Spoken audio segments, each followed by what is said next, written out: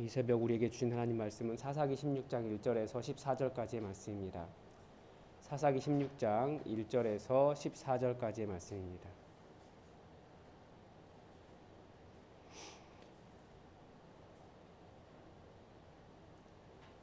하나님의 말씀을 다 함께 읽겠습니다. 삼손이 가사에 가서 거기서 한 기생을 보고 그에게로 들어갔더니 가사 사람들이 삼손이 왔다고 알려지매 그들이 곧 그를 에워싸고 밤새도록 성문에 매복하고 밤새도록 조용히 하며 이르기를 새벽이 되거든 그를 죽이리라 하였더라. 삼손이 밤중까지 누워 있다가 그 밤중에 일어나 성 문짝들과 두 문설주와 문빗장을 빼어 가지고 그것을 모두 어깨에 메고 헤브론 앞산 꼭대기로 가니라. 이후에 삼손이 소래 골짜기에 들릴라라 하는 여인을 사랑하며 블레셋 사람의 방백들이 그 여인에게로 올라가서 그에게 이르되 삼손이 꾀어서 무엇으로 말미암아 그 큰 힘이 생기는지 그리고 우리가 어떻게 하면 능히 그를 결박하여 굴복하게 할 수 있을는지 알아보라. 그리하면 우리가 각각 은 1,100개씩 내게 주리라 하니 들릴라가 삼손에게 말하되 청하건대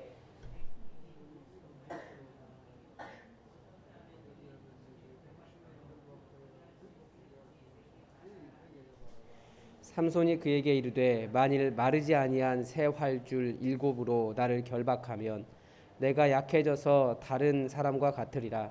블레셋 사람의 방백들이 마르지 아니한 새 활줄 7을 여인에게로 가져오매 그가 그것으로 삼손을 결박하고 이미 사람을 방 안에 매복시켰으므로 삼손에게 말하되 삼손이여 블레셋 사람들이 당신에게 들이닥쳤느니라 하니 삼손이 그 줄들을 끊기를 불탄 삼시를 끊음같이 하였고 그의 힘의 근원은 알아내지 못하니라.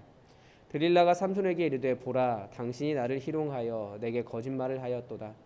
청하건대 무엇으로 당신을 결박할 수 있을는지 이제는 내게 말하라 하니 삼손이 그에게 이르되 만일 쓰지 아니한 새 밧줄들로 나를 결박하면 내가 약해져서 다른 사람들과 같으리라 하니라.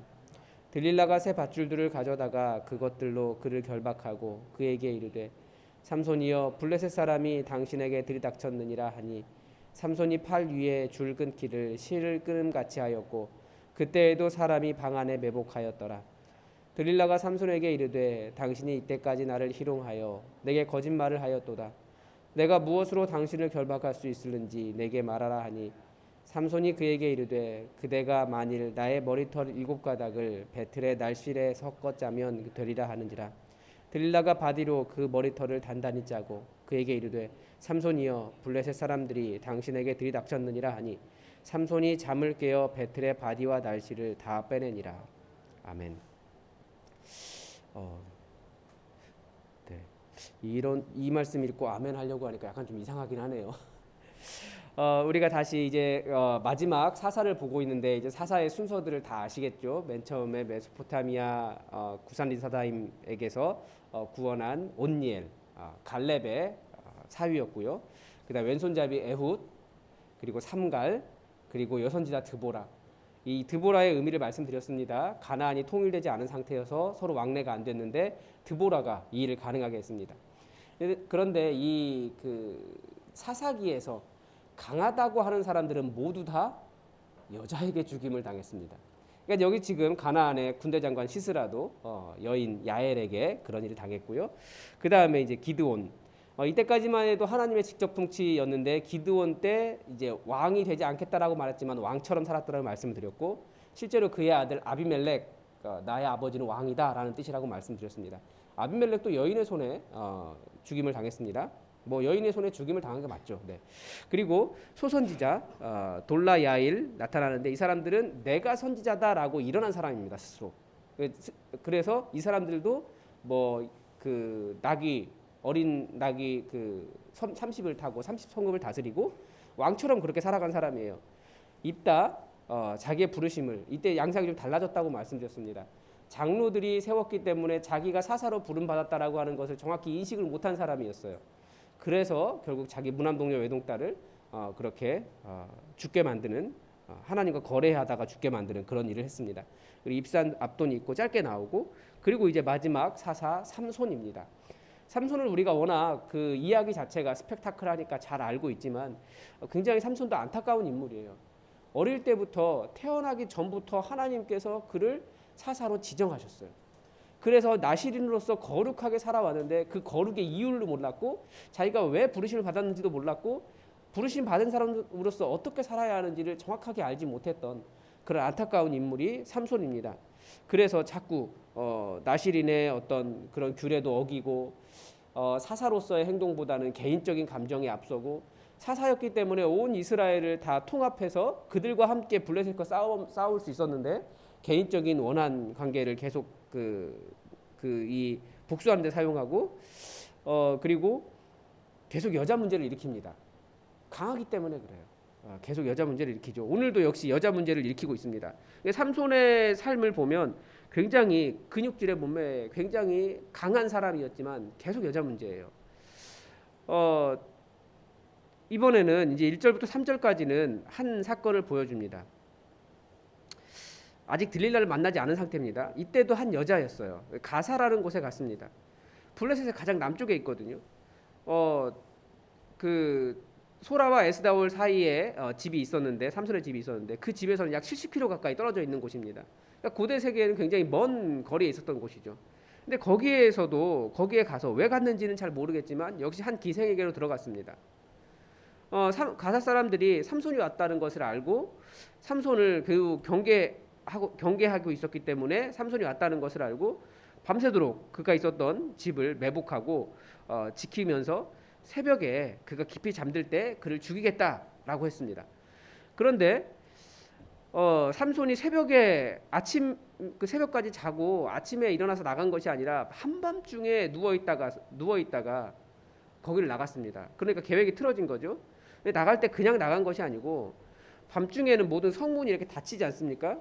그런데 얼마나 힘이 셌는지 그 밤중에 일어나서 성 문짝들과 두 문설주와 문빗장을 빼어가지고 그러니까 문이 나가려고 하는데 문이 막혀 있네. 그러니까 이걸 그냥 뚫고 들어가가지고 이걸 다 떼어가지고 그냥 가버린 거예요. 그리고 심지어 헤브론 앞산 꼭대기까지 갔다라고 이야기하고 있으니까 거의 몇십 킬로를 그 밤에 그냥 걸어가지고 이걸 들고 가버린 겁니다. 그래서 지금 여기서도 무엇을 볼 수 있냐면 이 사사로서의 어떤 행동보다도 겸손한 행동보다도 자기의 어떤 정욕, 여성의 문제를 일으키고 있는 것을 여성의 문제 때문에 계속 문제가 되는 사울의 성격을 먼저 설명을 하고 있는 겁니다. 그러니까 삼손이 왜 들릴라를 만나서 삶의 위기를 경험하게 되느냐? 계속 말하는 것은 이 삼손에게 여성에 대한 그런 약점이 있었다라고 하는 것을 보여주는 겁니다. 그래서 계속 그 문제가 이게 그 삼손의 발목을 잡는다라는 것을 보여주기 위해서 1절부터 3절을 아주 짧게 특별한 의미가 없는 것 같은 본문을 이렇게 삽입하고 있습니다. 그 다음에 4절에 이제 이후에 역시 그 여성 문제와 관련돼서 연결하고 있는 거죠. 또 다른 여인과 연결하는 겁니다. 소래골짜기에 들릴라라고 하는 이름의 여인을 사랑하매라고 되어 있는데 이 소래골짜기라고 하는 곳은 역시 이것도 와디입니다. 이스라엘은 와디를 아셔야 되는데 평소에는 그냥 이렇게 언덕 옆에 이렇게 그 강이에요. 그 건천이라고 하죠. 평소에는 물이 없습니다. 그래서 그 극동 지방의 그 중동 지방의 전쟁 영화에 보면 막 그 병거 막 타고 와가지고 먼지 막 일으키면서 이렇게 많은 군사들이 모여 있고 거기서 싸우는 곳 있잖아요. 그런데 보면 다들 모래 들판에 옆에 이렇게 그 기둥같이 세워 있는 거 막 뭐라고 할까요? 그런 게 있잖아요. 그게 전부 다 와디입니다. 전쟁을 그런 곳에서 했어요. 근데 소래골짜기도 역시 와디였습니다. 거기에 있는 한 들릴라라고 하는 이름의 여인을 사랑했다라고 되어 있습니다. 삼손과 관련해서 여인의 이름으로는 처음 등장한 여인입니다. 원래 아내 되려고 했던 그 여인도 이름이 안 나와 있고 지금 앞에서 봤던 그 기생의 이름도 나와 있지 않지만 들릴라라고 하는 여인의 이름은 처음 나타납니다. 이 블레셋 사람의 방백들이 그러니까 블레셋 사람의 지도자들이죠. 그 사람들이 그 여인에게 가서 삼손이 너를 굉장히 사랑하는 것 같은데 삼손에게 그 힘의 근원이 무엇인지 한번 알아봐라. 어떻게 하면 그를 결박해서 굴복하게 할 수 있을지. 그러니까 방백들의 요구가 이건 거죠. 그리고 대가도 있었습니다. 은 1,100개씩 주리라. 1,000개면 1,000개지 1,100개는 잘 모르겠습니다. 그래서 이제 1,100개면 굉장히 많은 돈이기 때문에 아마 1,000을 잘못 넣지 않았냐 뭐 이런 사람들도 있는데 성경은 분명히 1,100개라고 말해주고 있습니다. 먼저 1차 시도가 나오죠. 6절부터 9절까지. 그 힘의 근원을 뭐라고 이야기하냐면 힘의 근원을 사실은 잘 모르기 때문에 삼손도 잘 몰랐던 것 같아요. 뭐 머리카락 이야기하지만 머리카락이 힘의 근원이 아니고 여호와 하나님이 근원이신데 여기 포인트를 잘못 잡고 있는 거죠. 삼손조차도. 그래서 자기의 그 새 활줄 일곱으로 나를 결박하면 내가 약해져서 다른 사람과 같으리라. 이 과정을 보면 삼손에게 두려움이 없습니다. 왜 그렇겠습니까? 뭐 물어보니까 바로 대답을 해요. 약간 그 뭐라고 희롱한다라는 말이 나오는데 그거와 같습니다.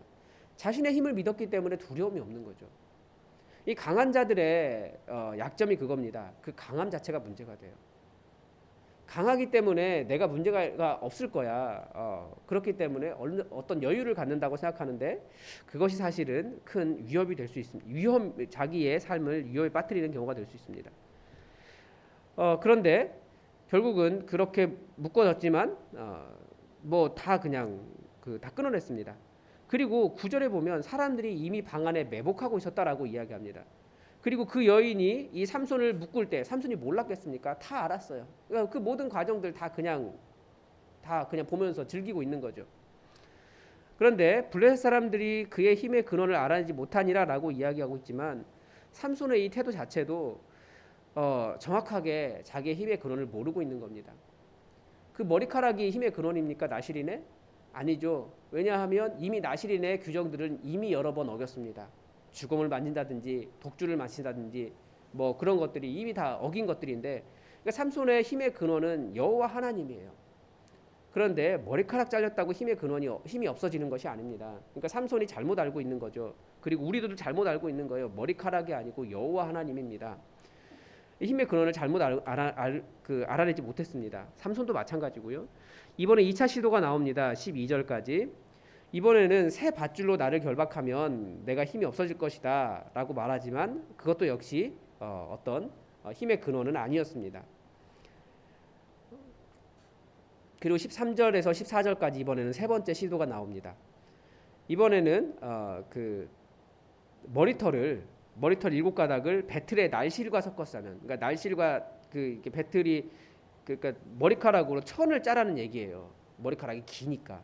그래서 이렇게 보면 여기 지금 들릴라가 바디로 그 머리털을 단단히 짜고, 그러니까 바디 이렇게 해가지고 아주 이렇게 해서 그거 아시잖아요. 그 목감 만들 때 그렇게 해서 단단하게 짰다라는 거예요. 그런데 이번에도 들릴라가 그렇게 묶어놓고 삼손에게 말했습니다. 블레셋 사람들이 지금 왔어요라고 말하니까 삼손이 잠을 깨서 그 배틀의 바디와 날씨들을 다 빼냈다. 아무런 문제가 되지 않았습니다. 그러니까 삼손에게는 재미있는 놀이였지만 결국 이런 놀이들의 끝에 위기를 맞이합니다. 사사기에서 강자들은 다 여성들에 의해서 최후를 맞이합니다. 아까 말했다시피 시스라나 아비멜렉이나 이 삼손이나 다들 힘이 셌던, 아주 강력했던, 하나님을 의지할 필요가 없을 정도로 강력했던 사람들을 이야기해요. 그렇지만 모두가 다 여인들에 의해서 최후를 맞습니다. 뭔가 시사하는 바가 있는 거죠. 그런데 이 삼손 같은 경우에는 자기가 그런 위험들을 자초한 거예요. 계속 그 자기의 약점들로 인해서. 그래서 그것이 재미와 뭐 그런 것일지 몰라도 자기 힘이 강하다고 해서 하나님을 의지하는 법을 잊어버리면 이런 위험을 항상 당할 수 있습니다. 그래서 성경은 계속해서 무엇을 가르쳐 줍니까? 성경은 약함이 능력이라고 이야기해요. 하나님은 약한 자의 강자가 되어주십니다. 약한 자의 입에서 내가 강합니다라고 말할 수 있도록 도와주시는 분이 하나님이십니다.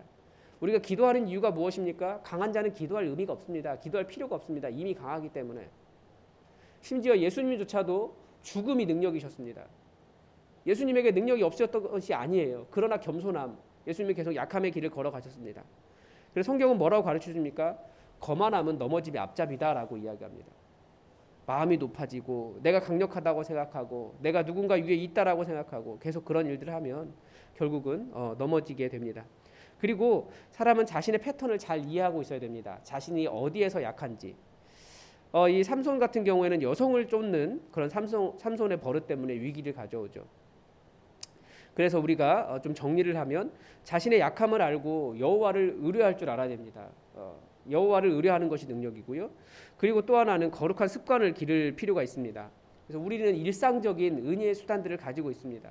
이 일상적인 은혜의 수단이 우리 삶의 위기를 닥칠 때 그것을 충분히 이겨낼 수 있을 수준으로 강력하게 우리에게 거룩한 습관, 일상적인 은혜의 삶으로 들어와야 됩니다.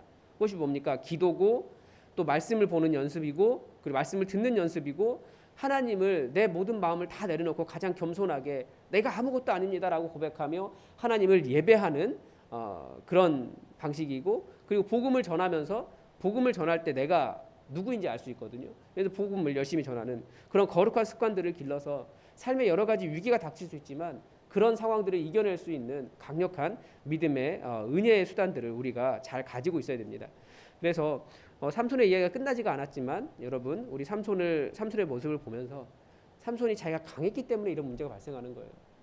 강했기 때문에 여호와 하나님을 별로 의뢰할 이유를 잘 몰랐습니다. 그렇지만 하나님은 계속해서 그에게 역사해 주셔서 그가 싸울 수 있도록 하셨고 그에게 힘을 주셨는데 자기의 힘의 근원을 잘 알지 못했어요. 여러분 우리가 능력 있는 건 아닙니다. 여호와 하나님이 능력 있습니다. 우리가 우리를 구원할 수 없습니다. 예수 그리스도의 십자가가 우리를 구원합니다. 우리가 우리의 힘으로 살아가는 것이 아닙니다. 우리는 오늘도 우리 하나님의 은혜로 살아갑니다. 여러분 이것을 명확하게 기억하시고 여호와 하나님을 의지하는 삶이 되시기 바랍니다. 여러분 말씀의 은혜를 가지고 계속 기도하시다가 돌아가시기 바랍니다. 기도하겠습니다.